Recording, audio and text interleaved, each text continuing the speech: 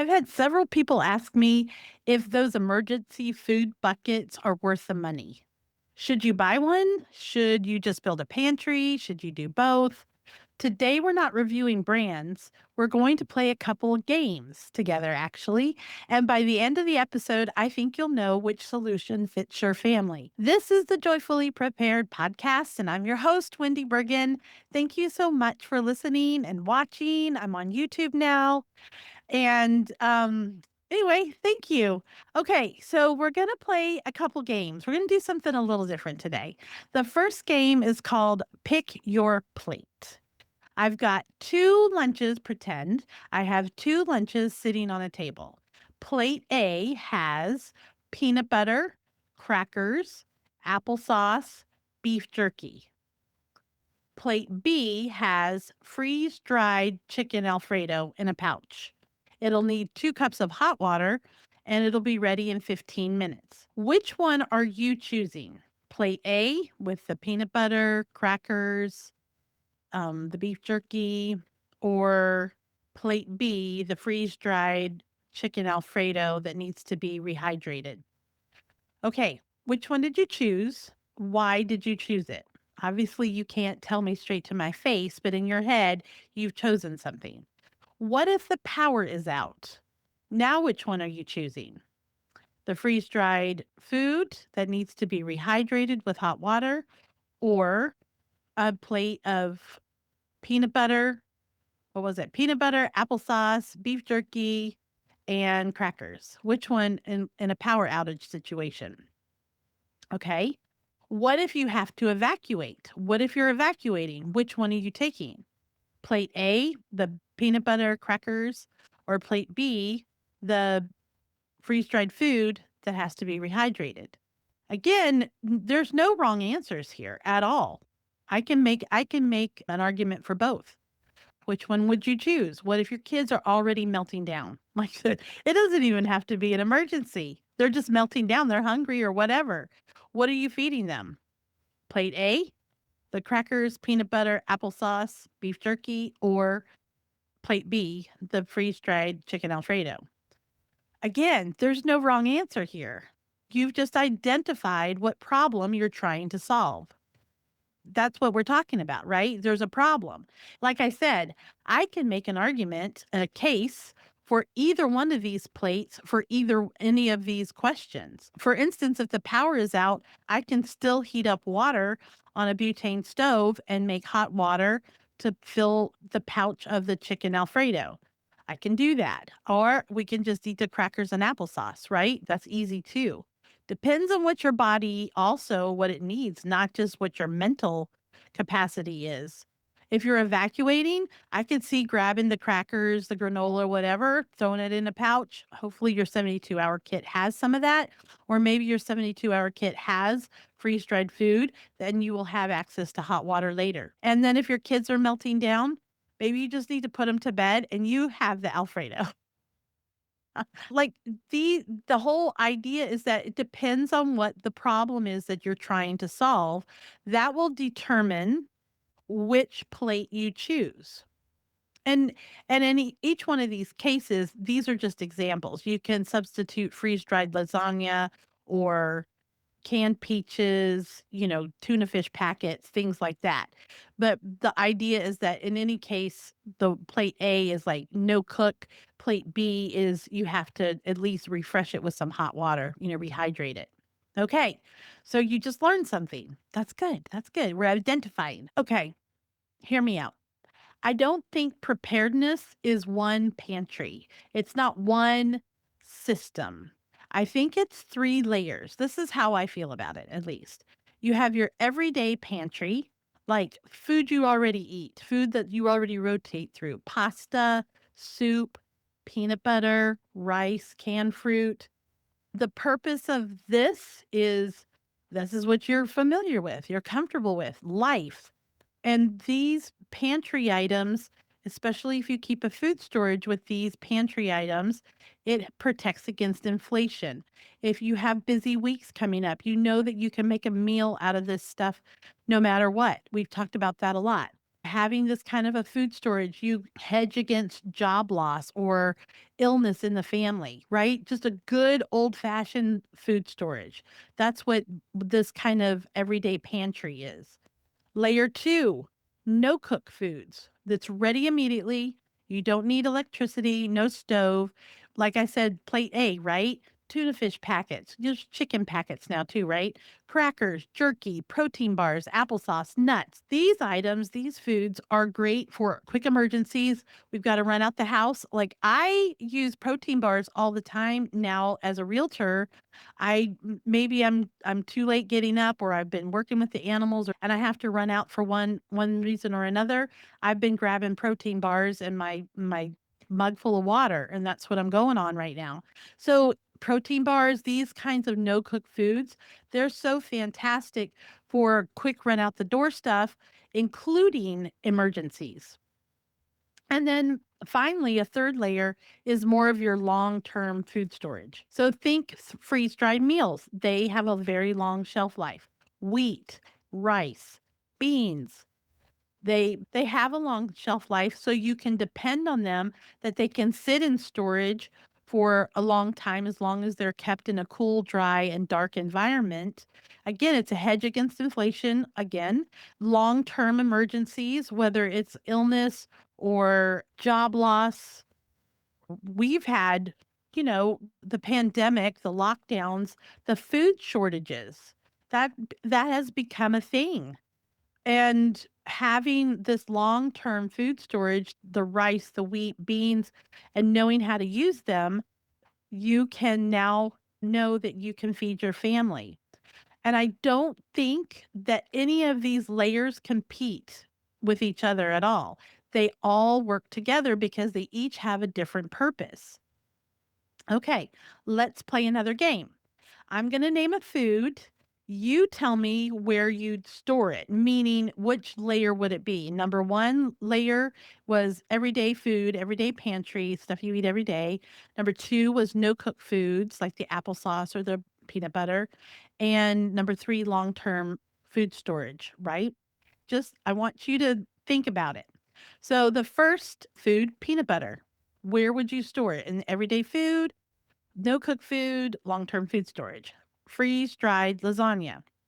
We have freeze dried food packets in our pantry, and sometimes my husband just goes get a meal, a freeze dried meal, and cooks it. That's what he eats for dinner, and we have it. Canned peaches. Where would you store that? Like where would you put that?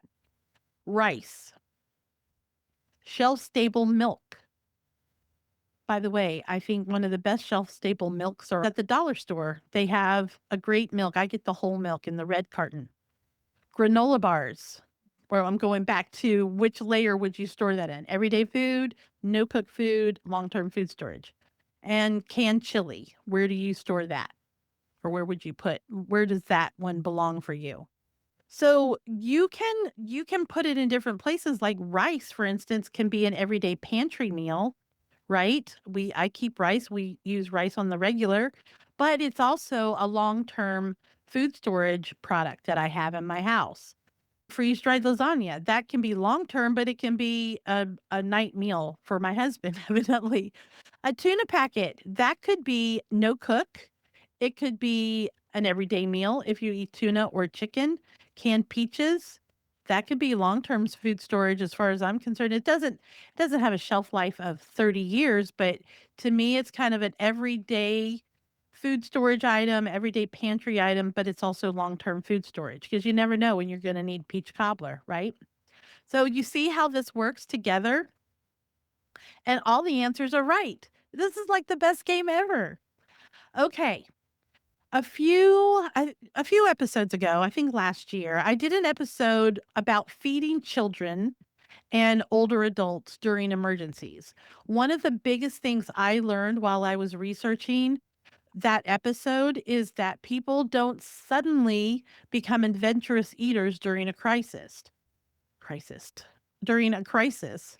In fact, if they won't eat it now, they're probably not going to eat it when they're tired, stressed, and overwhelmed. And that is research that has been done. If you'd like to listen to that episode, it was episode 160, and it's called The Biggest Food Storage Challenge: How to Keep Picky Eaters and Your Family Happy. So you can go back and listen to that whole episode. It's actually really good. Okay, so if you know that children and the elderly are not going to all of a sudden decide that they're going to eat the food that they've never liked or ever tried before, and now we're in an emergency and things are super wacky, and you think that's going to happen, that's not. So here's my question: would your family rather eat freeze dried stroganoff, like beef stroganoff, for 3 days, or would they rather eat peanut butter and crackers? So there's another term called food fatigue. And food fatigue is real. You may think you just love peanut butter and crackers and, oh, we could eat that for days and days and days. You may not find that that's what happens. Fatigue means you're tired. Your brain is tired of eating that food. Yeah, logically, you know that you should eat it and it tastes good and you like it.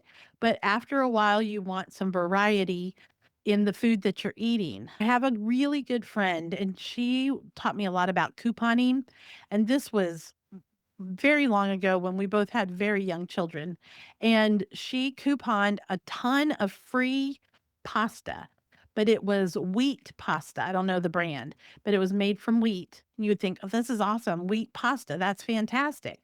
So, and then a lot of spaghetti sauce she had. And so she would make this wheat pasta. They didn't have any other pasta because she'd gotten all this pasta for free. So none of the regular pasta, semolina pasta, all they ate when they ate pasta was this wheat pasta. And I remember her telling me, she's like, "We are so done with the wheat pasta." And, their financial situation made it so that they needed to eat the wheat pasta, but she learned firsthand how food fatigue really is a thing. Even when you know you're eating healthy food, food fatigue really is a thing. So you've got to keep that in mind as you're putting together a food storage, whether it's the long-term food storage, whether it's this pantry, everyday pantry food storage, or even the no cook food. You may just say, oh, we love peanut butter and crackers. We're going to eat it all day long. And then that's all you store for the no cook. And you're like, yeah, we're done. Like, we're out. We don't want any more of this. You've got to have variety in order to stave off the food fatigue. Another thing you need to keep in mind is comfort food. And I tease all the time, but I don't tease because I have it for real. Chocolate. Chocolate needs to be a part if you like chocolate. If you don't like chocolate, then don't put chocolate in your food storage. Chocolate needs to be a part of your food storage. I keep chocolate chips in my freezer. That way they last longer. I have chocolate bars like this. I like the dark chocolate and I love Ghirardelli. So I have plenty of these in my food storage as well. And then I try other brands as well. I have plenty of chocolate and I don't need a lot. I just need to have a corner, a little square, something. So think about what comfort foods you love. What does your family love? And start bringing those in as well. If you need to keep cake mixes and brownie mixes, those are important comfort foods. They're not healthy. We all know that they're not healthy, but they are comfort foods. Or keep the ingredients to be able to make brownies or cakes, cookies, those types of things, or whatever else may be comfort food to you and your family. Familiar flavors. Here's another great example of a mistake I made. I did a lot of couponing, like my friend, and this one time I couponed. Betty Crocker had these boxed meals. Like everything was in a box and shelf stable. And so I got all these coupons and I think I bought like 60 of these box meals. I mean, couponed them and they were 100% free. That was a lot of food, right? I got them all home, put them on my shelf, and then I made one for the family and they were nasty. They were so disgusting. I was like, "Oh my gosh, we're not going to eat these." And thankfully, my across the street neighbor ran a food pantry. And so I donated them all to her. So they didn't go to waste. That really taught me to become more clear about what we will and will not eat. I used to just love the adventure of having different foods, but now I'm very determined. We just store what I know we're going to eat. Period. The familiar flavors. If you don't like the taste of curry, there's no good reason for you to store curry or curry flavored anything in your storage. You know what I mean? Or Mexican flavors. If you don't like it, don't store it. It's not going to make anybody want to eat it, right? We talked about the kids. Kids know when the spirit of a situation shifts. They may not understand exactly what's happening, a hurricane approaching, a earthquake just happened, a ice storm, political unrest, whatever it may be. They may not understand exactly what's happening, but they pick up on the spirit of what's going on in the home. And when that happens, you have to be prepared to feed them the food that they are familiar with, that is comforting to them. It's very, very important. Elderly, they know what's going on. They've lived through things like this before. They're stressed out too. And the elderly, as we age, we tend to dehydrate. So the elderly get dehydrated very easily. And so you need to store things like canned peaches or the Ensure, like these drinks that come in cans. They're like protein, nutrition, supplemental drinks, that type of thing. Have some of those kinds of things in your storage. Make sure they like them first, but have those in storage so that you can be prepared so that they can be healthy as well. Okay. It's a game, but I can't really do it with you. You kind of have to do it on your own. It's a little bit of homework, but it's fun homework because it's food. I want you to go buy one freeze dried meal, just one. It can be like the Mountain House brand. I think there's a couple others out there. Just a pouch. I don't want you buying a bucket full or a big tin can full, a number 10 can full. Just one pouch. That's all. Don't wait for the emergency. Now once you get it, I want you to open it. I want you to make it, follow the directions. It's just really adding hot water. And then I want you to eat it. Serve it to your family, but I want you to try it. Do you like it? Ask your family, would you eat this again? What would you change? Is it worth the money? Would you store more? So you're involving your family, involving your husband, your wife, your children, those who live with you. Because if you don't like the taste of the freeze dried lasagna, hello, don't buy anymore. But there might be a few freeze dried meals out there that you would like and that everybody else might like. There's a few good ones out there, but you have to taste them. I know one time my daughter and we were traveling. I don't remember what the circumstance was exactly, but we hadn't really eaten all day and I don't remember, but we ended up going to Walmart. We didn't have the ability to cook. Yeah, we could buy crackers and things like that, but we kind of wanted a warm meal. So we went back to the camping aisle and we each got a Mountain House meal. I don't remember what flavors they were. And we went back to the hotel room and we boiled the water in the coffee machine that they have. We boiled the water in there and then we filled up our Mountain House pouches with that hot water and let them rest. And then we ate those. I don't remember what I had and I don't remember what she had. I do remember that neither one of us liked them.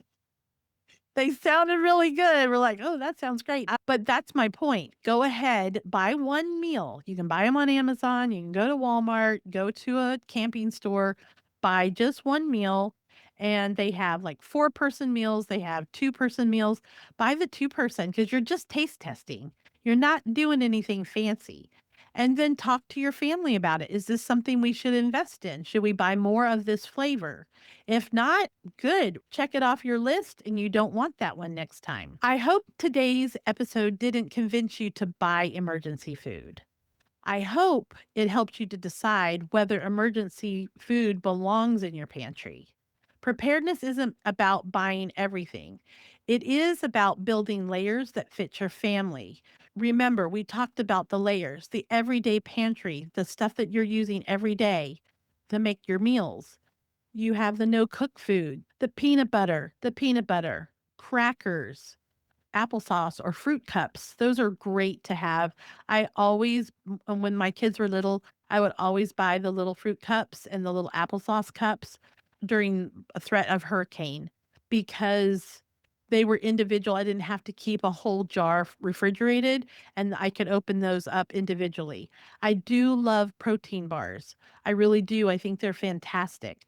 So think of those no cook meals. The other layer was your long term food storage: rice, wheat, beans, things that keep for a long time. Freeze dried food keeps for a long time as well. So that's another thing that you can invest in. One of the biggest myths in preparedness is that you have to pick one system: pantry or freeze dried, canning or dehydrating, generator or solar. But I have found that the most peaceful preparedness usually comes in layers. So this week, here's another little challenge. You get to go buy some freeze dried food, remember. This week, walk into your pantry. Can you identify three layers? If one is missing, don't panic. Just decide that you'll add something to it this week. People often ask me, where do I start? And you guys already know. You start with what you already have. You start with, I have this layer, I have this layer, I have this layer. Maybe you need to add a little bit more to the no cook layer and let it be eaten, by the way. You don't store the no cook food without it because it doesn't last as long as the long term food storage. You have to rotate through everything, don't get me wrong, but let the kids eat the food. Let them get used to eating the food. Make the meals, make the freeze-dried meals here and there. Learn how to cook with beans. Teach your family how to eat the food that you're storing. Store the food that you know they will eat and be comfortable with, and that you have a variety of food, but also teach them how to eat it. Make the food so they know that this is comforting, that this is good and it's healthy, and that their brain feels safe. That's what this is all about, is keeping your brain to feel safe. Its job is to keep you safe. If it senses that something is amiss, that there's an emergency and it is unsafe, it will go into panic and try to force you to be safe. When you're prepared, you're safe. The layers help to generate the safety as well. Fixing the meals, practicing, tasting a freeze dried meal, walking your kids through the pantry or through your food room or however you have your food stored, helping them pick out food. Let them help you pick out food. Go to the Dollar Tree and pick out some of this food. They'll think it's amazing. Teach them about the layers. Cook the food from the layers. Let them eat the food from the layers. You're doing amazing. You're crushing this. This is just another layer for you, for your own preparedness, for your own comfort and your own safety. There are people who love you very much. You're very, very important to them, and you're doing a great job. I love you. Enjoy your day.